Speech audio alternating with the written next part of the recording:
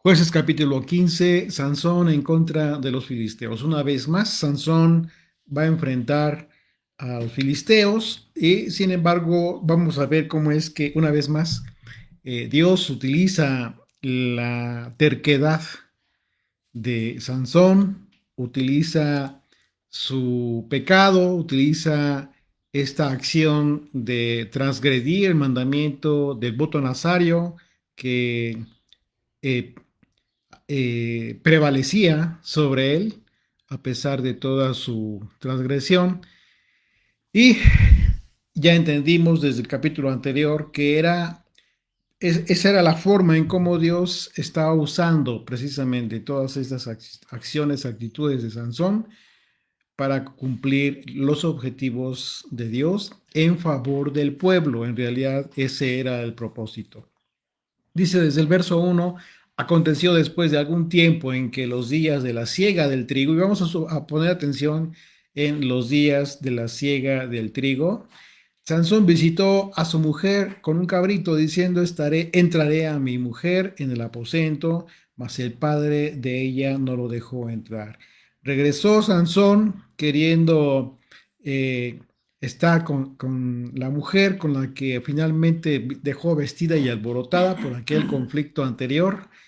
Y al final del capítulo 14 recordarán que se describe que la mujer de Sansón fue dada a su compañero de Sansón, a un filisteo que Sansón había tratado como su amigo. Esta es la razón aparente por la que el padre de la mujer filistea no dejó entrar a Sansón a la casa, independientemente de que hubiese llevado un cabrito para hacer las paces, para convivir con su mujer. No se le permitió la entrada. Y vemos que en el versículo 1 se describe que eran los días de la siega del trigo. Y la escritura lo describe a propósito porque este detalle sería parte importante en la actitud de venganza, en esta acción de venganza que tuvo Sansón, por lo que hizo el padre de esta mujer filistea con la que se iba a casar, ya que pues él se sintió traicionado finalmente. Pero bueno, dice el verso 2, dijo el padre de ella, me persuadí de que la aborrecía. Recordemos que la dejó y se regresó a la casa de sus padres, Sansón. Entonces dice, y la mujer, y la di a tu compañero, mas su hermana menor no es más hermosa que ella, tómala pues en su lugar. Bueno, recordemos que en el capítulo anterior se describe que Sansón se fue a la casa de sus padres, dejando a esta mujer filistea con la que se iba a casar ahí en la casa de sus padres. Sin embargo, vemos que el padre de la mujer le ofreció a Sansón a la hija menor, tratando quizás de aplacar la ira de Sansón. Sabía que podría reaccionar de forma muy eh, pues hacer algún mal en contra de él, y él quiso evitarlo, quiso calmar su ira y le ofreció a su hija menor. Sin embargo, Sansón en realidad lo que estaba buscando era venganza porque se consideraba él justificado para vengarse, de acuerdo a lo que vemos en el siguiente versículo, como él mismo lo describe. Dice el verso 13, entonces le dijo Sansón, sin culpa seré esta vez respecto, perdón, de los filisteos. Se está de antemano justificando por lo que haría. Dicen, si mal les hiciere. Es decir, si yo les hago mal, voy a estar justificado porque me están traicionando, están haciendo mal, me están haciendo un mal. Dice el verso 4, y fue Sansón y cazó 300 zorras y tomó teas y juntó cola con cola y puso una tea entre cada dos colas. Después, encendiendo las teas, soltó a las zorras en los sembrados de los filisteos y quemó las mieses amontonadas y en pie, viñas y olivares. Bueno, esto es terrible. Fue un gran perjuicio que le causó a los filisteos. La siega de trigo que se menciona aquí, vemos que en el versículo 1 se realizaba en los meses de mayo y junio aproximadamente. Y como venganza, Sansón quemó pues no solamente el trigo que los filisteos estaban cosechando, sino también quemó sus viñas y sus olivares. ¿Qué es lo que estaba sucediendo aquí? Bueno, Dios estaba usando la ira y la venganza de Sansón para cumplir un propósito en favor de su pueblo. Y aunque lo que hizo Sansón no se justifica por sus propias razones, es un hecho que este acontecimiento mostró una cosa muy importante de parte de Dios, su gloria, su poder, el poder que Dios estaba usando en toda circunstancia para cumplir su propósito. ¿Y cuál era el propósito de Dios? ¿Cuál fue el propósito que escuchó la madre de Sansón, incluso antes de que naciera Sansón? Dios comenzaría a librar de la opresión de los filisteos a Israel. Este era realmente el propósito. Dios estaba usando toda circunstancia para cumplir sus propósitos y librar de la opresión a su pueblo, de los filisteos. Dice el Salmo 76, verso 10, ciertamente la ira del hombre te alabará, tú reprimirás el resto de las iras.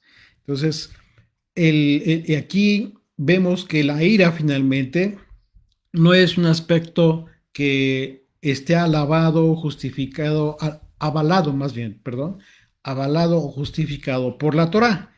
Por el contrario, ¿qué dice la Escritura? ¿Qué dice la ley del Señor? Ama a tu prójimo como a ti mismo. Es un mandamiento, una máxima que Dios mismo coloca al mismo nivel de el amor a Dios, con todas nuestras fuerzas, con toda nuestra mente, con todo nuestro corazón. Y en este sentido, la ira como tal, pues no está justificada por el Señor. Sin embargo, fíjate lo que dice el Salmo, una vez más, Salmo 76, 10 dice, ciertamente la ira del hombre te alabará, tú reprimirás el resto de las iras. ¿Qué nos está diciendo aquí el salmista? Nos está diciendo, Dios usa la ira de los insensatos, de los iracundos, para sus propios propósitos. Dios recibe en su propio beneficio, incluso los errores, malas o acciones no justificadas por parte del hombre. Algunos comentaristas consideran que en el texto original, aquí se refiere, el que acabamos de leer, se refiere a chacales en lugar de zorras, ¿no? Y la razón es porque la traducción, en la traducción, la palabra hebrea que se usa para ambos animales. Ahora bien, también puede referirse a chacales, zorras o chacales, pero además de todo esto, las características de unos animales y otros son muy distintas. Las zorras son animales solitarios y casi siempre, normalmente, evitan a los hombres, casi no se acercan a los poblados, mientras que los chacales actúan de forma diferente.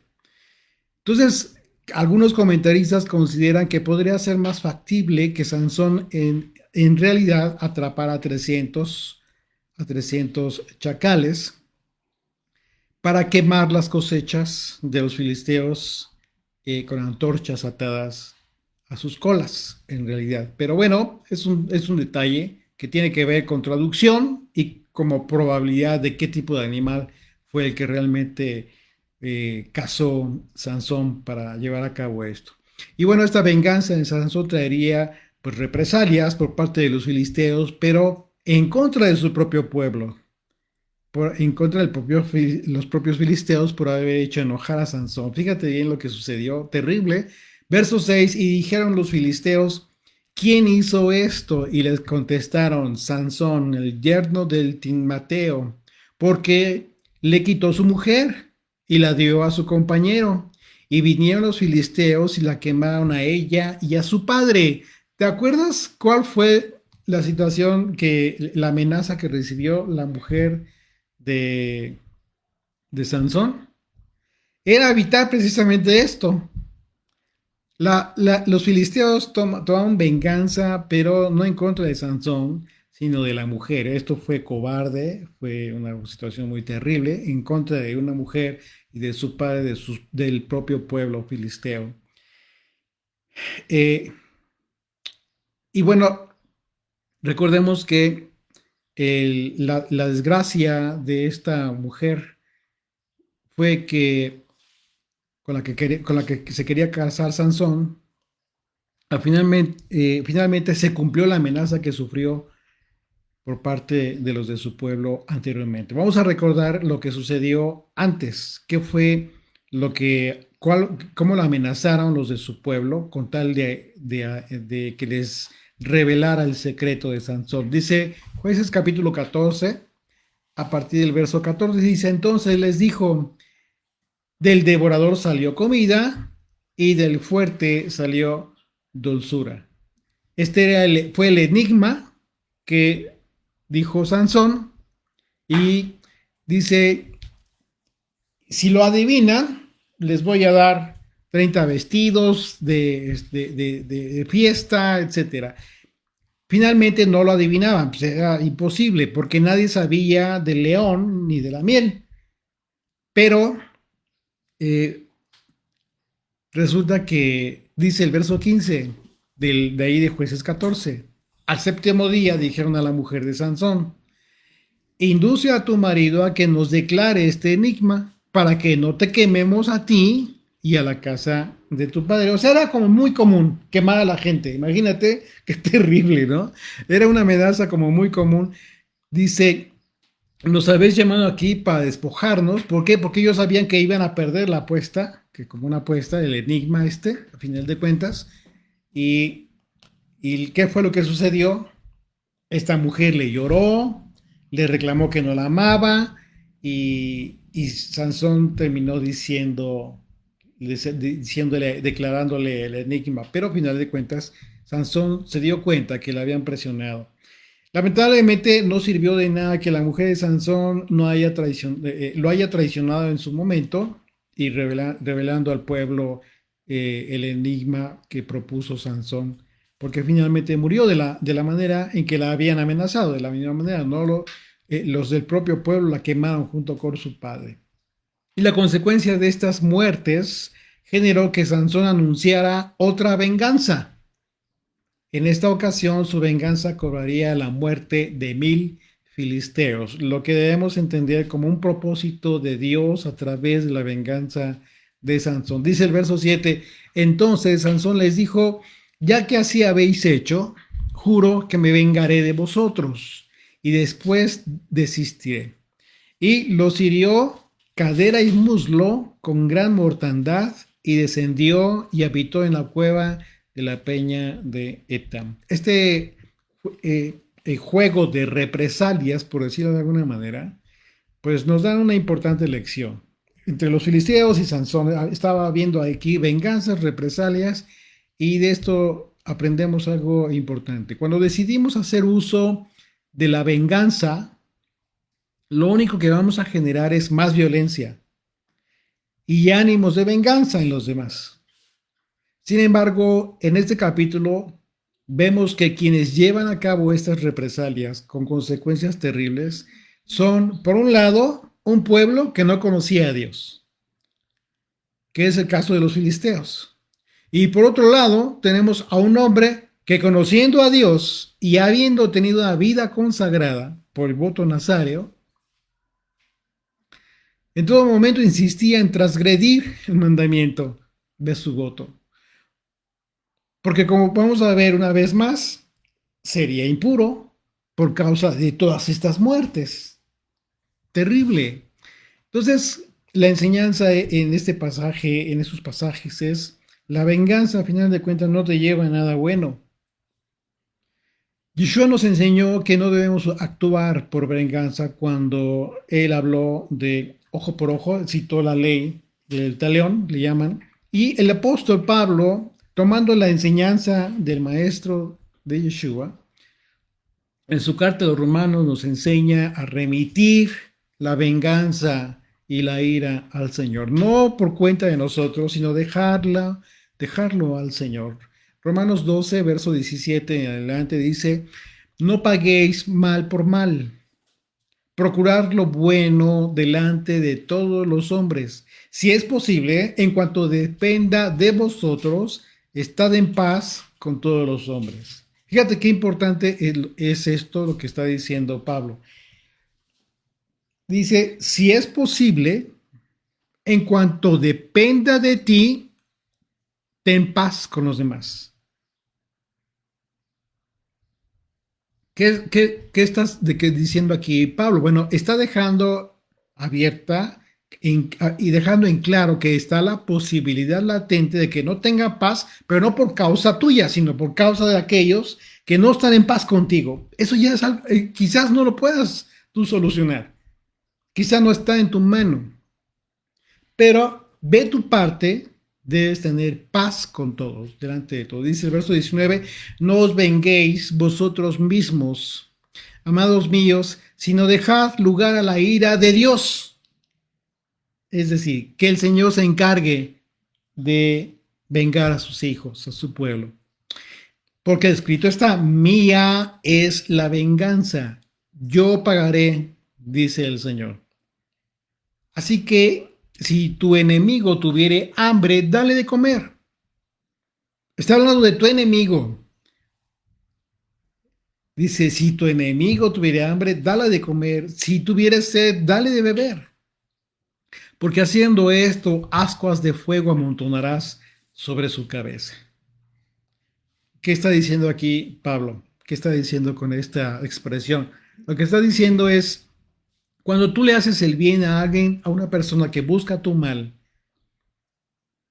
cuando tú le haces bien, le sirves, le ayudaste en algo, tú vas a generar vergüenza en esa persona, vas a generar un sentimiento de, de arrepentimiento en él mismo por lo que pensaba de ti o quizás pensaba hacerte. Esto es como algo muy caliente en la cabeza. Y en esos casos las personas buscan de repente quitarse eso y quizás retribuir. Ya lo que sucedía anteriormente, el sentimiento que tenían en contra tuya, se desvanece. Y se convierte, comienza a generarse un ambiente de tranquilidad, de paz. Ya no están sobre ti, ya no te están molestando. ¿Me explico? No importa que lo consideres enemigo. Puede ser tu jefe en el trabajo, puede ser un compañero de trabajo que te caiga muy mal, puede ser un vecino que seguido te está molestando, sírvele. Siempre que veas tú la oportunidad de poder hacer algo por él, hazlo y verás que la sabiduría de Dios, final de cuentas, te va a beneficiar, va a salir por ti. Cuando hemos tenido la oportunidad de experimentar esto, al principio cuesta mucho trabajo. Me declaro, confeso, sí cuesta mucho trabajo. Yo en un momento dado quizás con algún enemigo, con alguien que considera enemigo, por rencillas, cualquier cosa, en su momento hice lo correcto, lo que en su momento el Señor, el Espíritu me inclinó a hacer. Y a partir de entonces, obviamente no es como de magia, ¿no? Pero se abre una puerta en donde se genera una relación distinta a partir de la buena acción. Y esto es lo más importante. La primer buena acción te abre la puerta. Lo importante es que tú continúes, tú perseveres en eso. ¿Por qué? Porque la gente quizás no va a cambiar de la noche a la mañana, pero tu buena acción, tus buenas acciones, tu bien que haces a aquel que te aborrece, va a generar un ambiente de paz. ¿Por qué? Porque tú declaraste, Señor, tuya es la venganza porque así lo has prometido. No seas vencido de lo malo, sino vence con el bien el mal. En esta, en esta venganza ejecutada por Sansón, el pasaje describe que Sansón hirió a los filisteos cadera y muslo con gran mortandad. Eso es una expresión para que da a entender una matanza cruel y despiadada. Era terrible este hombre. Sansón era como un ejército de un hombre en contra de los filisteos. Pero, ojo, muy importante, no te confundas, Porque normalmente se genera la idea de que Sansón era fuerte, pero te queda la idea de que era Sansón. Y no, él en su momento, todas estas cosas que llevaba a cabo era porque el Espíritu de Dios venía sobre él. Lo vimos en el estudio pasado y analizamos desde el anterior. ¿Por qué? ¿Qué sucedía con Sansón realmente y su cabello? Bueno, analizamos el voto nazáreo, que tiene que ver con el cabello que no podía cortarse durante todo el voto nazario. Y él tenía un voto vitalicio. O sea, imagínate lo largo que tenía el cabello, Sansón. Entonces, todo el mundo se queda con la idea de que por el cabello, en el cabello residía su fuerza. En el cabello tenía el voto. Es decir, la fuerza de Sansón era su santidad, su consagración a Dios. Pero eso no te lo dicen. De repente se queda como una historia de fantasía, una historia de un héroe, de un cuento. No, señores, esto tienes que entender que estaba cumpliendo con un mandamiento nazario, el voto nazario. Entonces estaba vinculada, la fuerza de Sansón que venía de este hombre, estaba vinculada al Espíritu de Dios, que venía sobre él y era capaz de hacer cosas tan impresionantes como las que hemos estado viendo. Y, y bueno, Sansón era así de fuerte en esos momentos. Y después de esta matanza que haría, Sansón vivió como un fugitivo en una cueva. Verso 9 dice, entonces los filisteos subieron y acamparon en Judá y se extendieron por Lehi. Y los varones de Judá le dijeron, ¿por qué habéis subido contra nosotros? Recordemos que los filisteos estaban controlando a Israel. Pero entonces dice, ¿por qué suben contra nosotros? Y ellos respondieron, a aprender a Sansón, hemos subido para hacerle como él nos ha hecho. Es decir, ahí va otra vez la represalia, la venganza, ¿no? Entonces este es un círculo vicioso de represalias que estaba continuando y en esta ocasión la respuesta de los filisteos fue evadir, perdón, fue invadir primeramente Judá. Llegaron, invadieron Judá, porque la intención de los filisteos era hacer lo mismo que hizo Sansón con la gente de su pueblo. La única manera de romper este círculo vicioso, ¿cuál hubiese sido en un momento dado? Pues que alguna de las dos partes perdonara, ¿no? Pero por un lado estamos hablando de filisteos, que, pues, perdón, pues se quemaron a la propia mujer de su pueblo con su padre, imagínate. Y este necio de Sansón, que nada más estaba queriendo perjudicar a todo el mundo, pues bueno, la única manera de romper este vínculo vicioso era que alguien perdonara y cesara su sed de venganza para dar lugar a la paz, pero ninguno de los protagonistas estaba dispuesto a ceder ni a perdonar. Pero obviamente todo esto estaba bajo el control de Dios. ¿Por qué? Porque una vez más el Señor estaba usando esta actitud de Sansón para mermar a los filisteos. Y aquí vemos la inescrutable sabiduría del Señor, que Él usó la terquedad de, una vez más, por parte de Sansón y por parte de los filisteos para cumplir sus propósitos divinos. El apóstol Pablo habla del atributo de la sabiduría de Dios como imposible, por eso dice que es inescrutable, porque es imposible para el hombre poder conocer y averiguar su sabiduría. Y es justo lo que sucede cuando analizamos este tipo de acontecimientos en las escrituras, ocasiones en donde las circunstancias más inimaginables, Dios las usa para cumplir sus propósitos, incluso muchos eventos que claramente se advierten como conocidos por Dios desde mucho antes, mucho tiempo atrás de que ocurrieran. Entonces, dice Romanos 11:33, oh profundidad de las riquezas, de la sabiduría y de la ciencia de Dios. cuán insondables son sus juicios e inescrutables sus caminos. Impresionante la visión certera que Pablo expresó de la sabiduría de Dios. Dice el verso 11, ahí en Jueces 15, y vinieron 3,000 hombres de Judá a la cueva de la peña de Etam, y dijeron a Sansón, no sabemos, ¿no sabes tú que los filisteos dominan sobre nosotros? ¿Por qué nos has hecho esto? Y él respondió, yo les he hecho como ellos me hicieron. Imagínate, ¿no? Pues estaba vengando, se sentía traicionado. Dice, la condición, aquí la condición espiritual en que se encontraba el pueblo de Israel, estamos hablando de Judá principalmente, en este caso específica Judá, les impedía a ellos discernir que Dios les estaba ayudando a salir de la opresión de los filisteos. Ellos no podían entenderlo, por supuesto, y esta es la razón por la que lo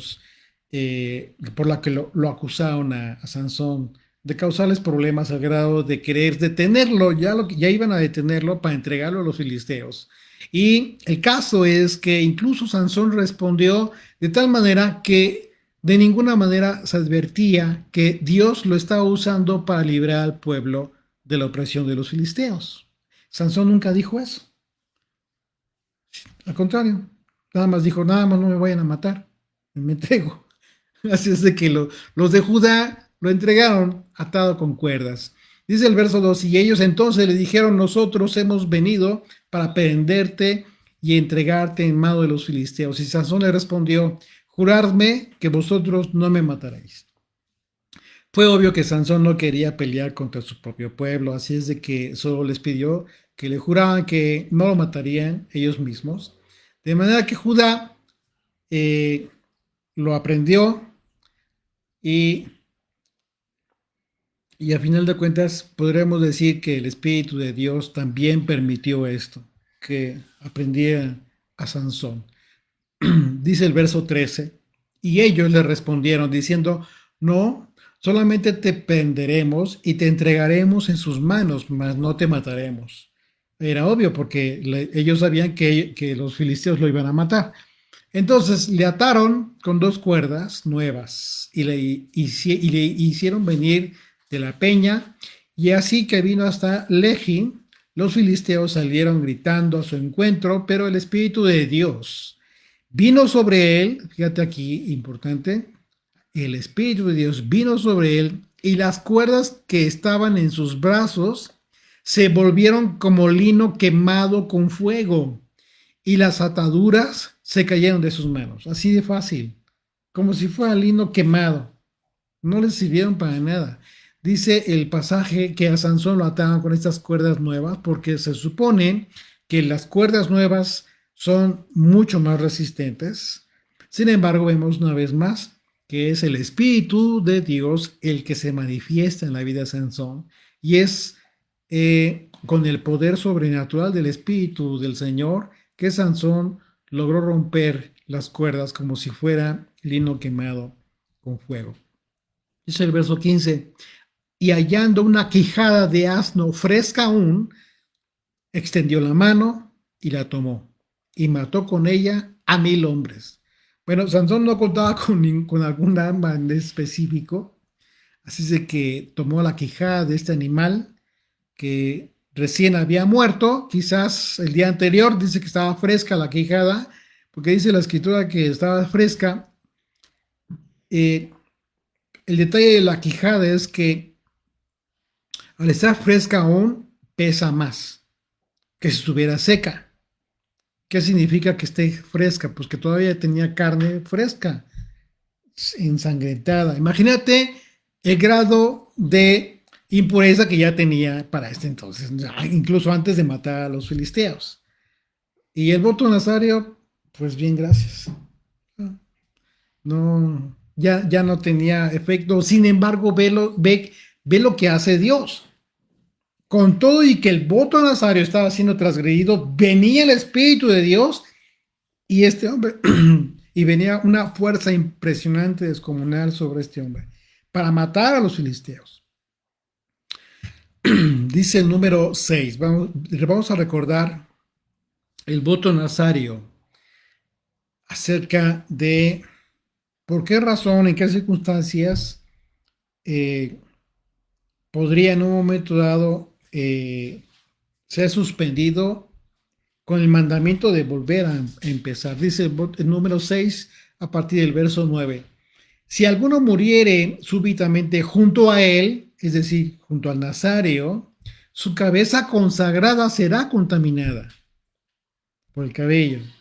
Por tanto, el día de su purificación raerá su cabeza, al séptimo día la raerá, y el día octavo traerá 2 tórtolas o 2 palominos al sacerdote a la puerta del tabernáculo de reunión, y el sacerdote ofrecerá el uno en expiación y el otro en holocausto, y hará expiación de lo que pecó a causa del muerto, y santificará su cabeza en aquel día, y consagrará para el Señor los días de su nazareato, y traerá un cordero de 1 año en expiación por la culpa. Dice, y los días primeros serán anulados por cuanto fue contaminado su nazareato. O sea, borrón y cuenta nueva. ¿Cuántas veces? Pues imagínate ya hasta este momento, cuántas veces ya Sansón había transgredido el mandamiento. Pero bueno, dice el verso 16, entonces Sansón dijo, con la quijada de un asno, 1 montón, 2 montones. Con la quijada de un asno, maté a 1000 hombres. Esto que dijo Sansón fue un poema, como un poema, con el que daba a entender que los montones fueron los muertos que dejó. Un detalle curioso es que las palabras asno y la palabra montón se escriben y se pronuncian en el hebreo exactamente igual. Es la palabra hamor. Y lo que significa que 4 de las 9 palabras en esta expresión del verso 16 eran las mismas. Otro aspecto importante que debemos resaltar es que hasta este momento, en ningún momento, Sansón rinde alabanza. ¿Te has dado cuenta? No rinde alabanza a Dios por su victoria y tampoco designó aquel lugar dándole honra a Dios, sino que solo nombró aquel lugar conforme la quijada del asno con la que realizó aquella matanza. Ramat Lehi. Dice el verso 17, y acabando de hablar, arrojó de su mano la quijada y llamó a aquel lugar Ramat Lehi. Bueno, como decimos, Sansón no le dio gloria al Señor, al Dios de Israel, sino que llamó a aquel lugar de una forma tal que hizo referencia a una especie de idolatría. Vamos a poner atención porque debido a la traducción de este lugar, a la traducción de este nombre que le dio a este lugar, Ramat Lehi, en el hebreo son 2 palabras, Rama y Lehi. Y la palabra Ramá, que se traduce como un lugar alto, se traduce como un lugar alto para la idolatría en ocasiones. Y la palabra hebrea, lehi, se traduce literalmente como quijada o cerviz. Y por ello, otra forma común de traducir este nombre hebreo es la colina de la quijada, como nombró aquel lugar. Pero independientemente de lejos de honrar al Señor con algún nombre que hiciera honor a reconocer que Dios es quien estaba ganando esas batallas, pues no, simplemente lo hace de esa manera. Dice el verso 18, y teniendo gran sed, clamó luego al Señor. Dice, y dijo, tú has dado esta grande salvación por mano de tu siervo. Hasta entonces, el momento que ya estaba padeciendo sed, ya estaba muriendo de sed, dice, tú has dado esta grande salvación por mano de tu siervo, y moriré yo ahora de sed y caeré en mano de los incircuncisos. Le pregunta al Señor.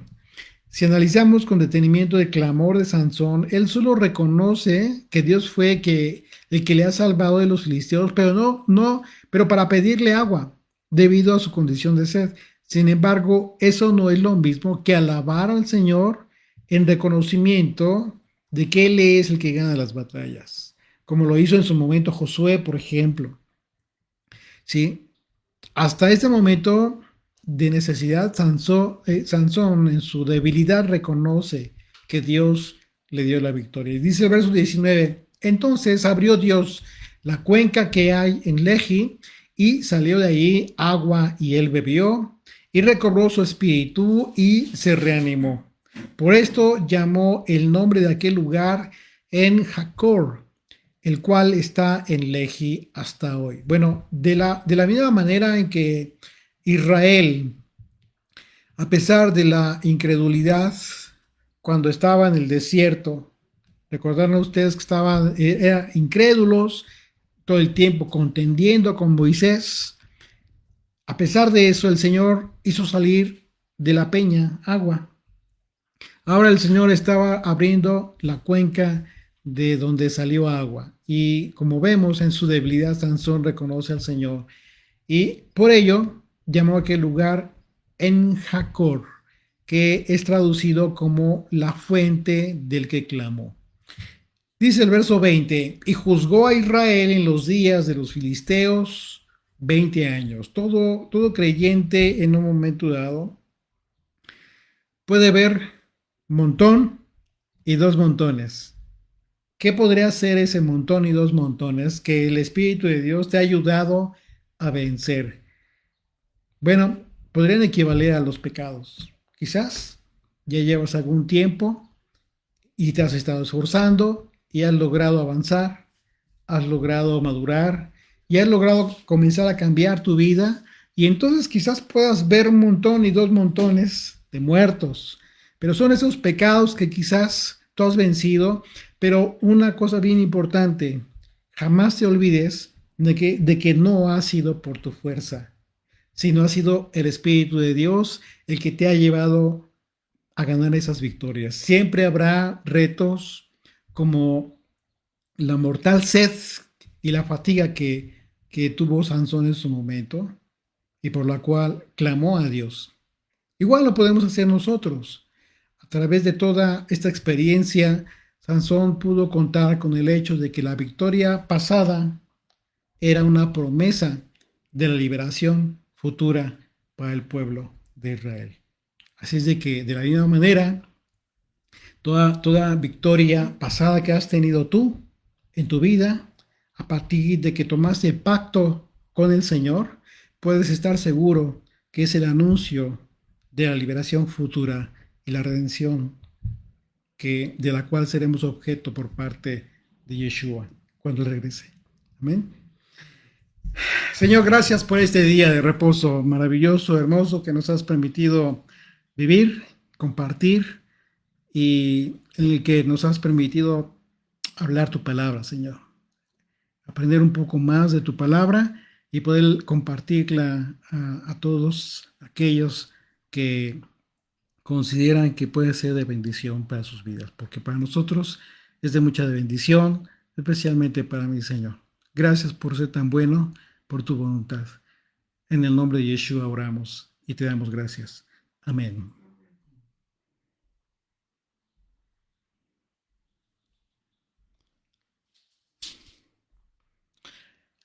Bueno, amigos, muchas gracias. Gracias por habernos acompañado en este día de reposo. Desde ayer inicio con el estudio de Juan, capítulo 4, y hasta este momento, Jueces, capítulo 15.